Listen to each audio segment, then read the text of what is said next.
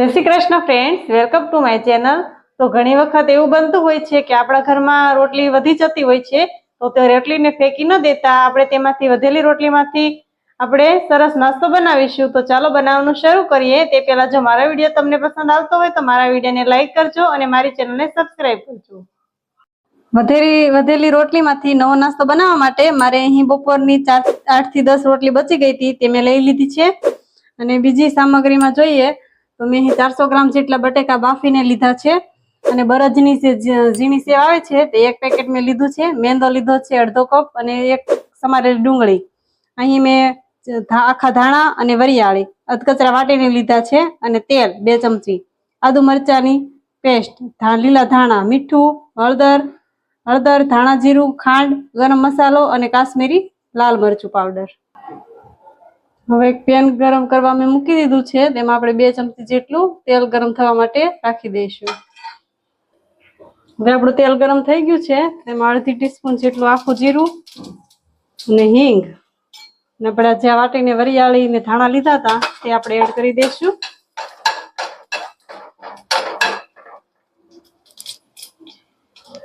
હવે આદુ મરચાની પેસ્ટ લીધી છે,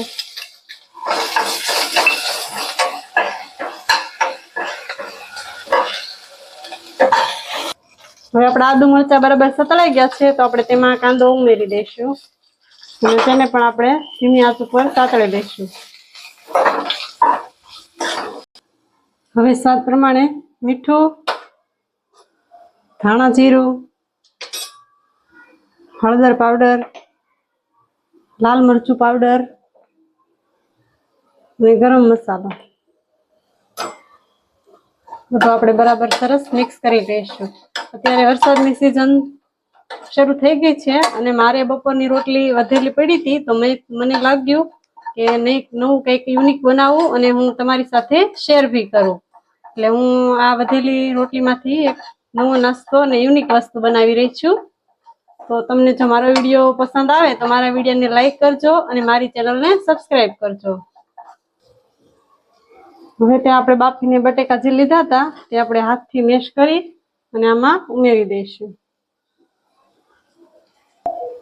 હવે તેમાં ખાટો મીઠો સ્વાદ દેવા માટે આપણે 1 ચમચી જેટલી ખાંડ, લીલા ફ્રેશ ધાણા અને એક લીંબુનો ટુકડો નીચોવી દઈશું।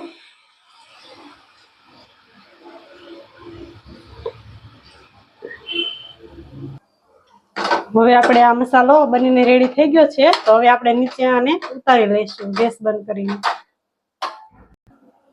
હવે આપણે જે અડધો કપ જેટલો મેંદો લીધો હતો તેને આપણે એક મોટા બાઉલમાં ઉમેરી અને તેને આપણે સ્લરી તૈયાર કરશું। થોડું થોડું પાણી ઉમેરી અને એકદમ ઘાટી સ્લરી પહેલા આપણે બનાવવાની છે। આ રીતે મિક્સ કરીને આપણે પહેલા એની સ્લરી તૈયાર કરશું। હવે આપણે આ મેંદાની સ્લરી બનીને તૈયાર થઈ ગઈ છે। આ રીતની આપણે અત્યારે થીક રાખવાની છે। હવે મેં અહીં એક રોટલી લઈ લીધેલી છે, હવે તેની ઉપર આપણે આ મસાલો આ રીતે આપણે મસાલાને રાખી દઈશું અને આ રીતે આપણે રોટલી ફોલ્ડ કરી લઈશું।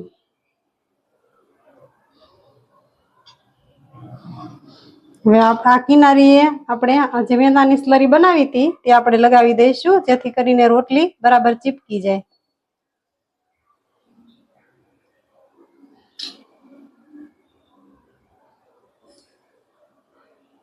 આ રીતે આપણે બધી રોટલીને ફોલ્ડ કરી લઈશું।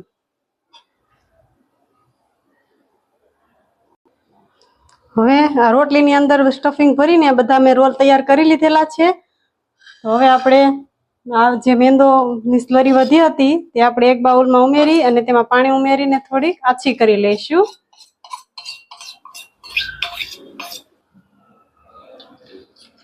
થોડું પાણી ઉમેરીને આપણે રોટલી ઉપર કોટિંગ થાય એ રીતનું આપણે સ્લરીને થોડીક આછી કરી લેવાની છે આ રીતે।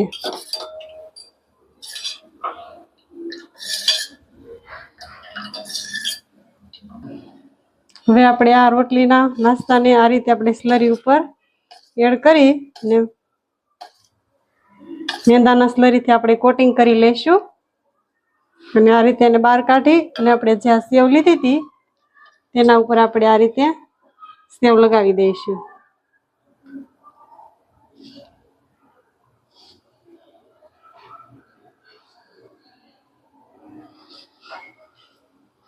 આ રીતે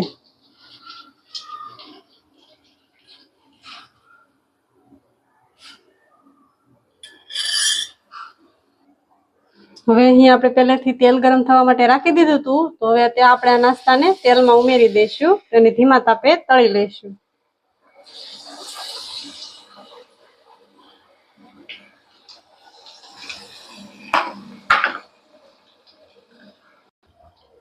હવે આપણો આ રોટલીનો નાસ્તો ચડીને ગોલ્ડન બ્રાઉન કલર જેવો થઈ ગયો છે, તો હવે તેને આપણે બહાર કાઢી દઈશું. તો બનીને તૈયાર છે આપણો વધેલી રોટલીમાંથી એકદમ યુનિક અને નવો નાસ્તો.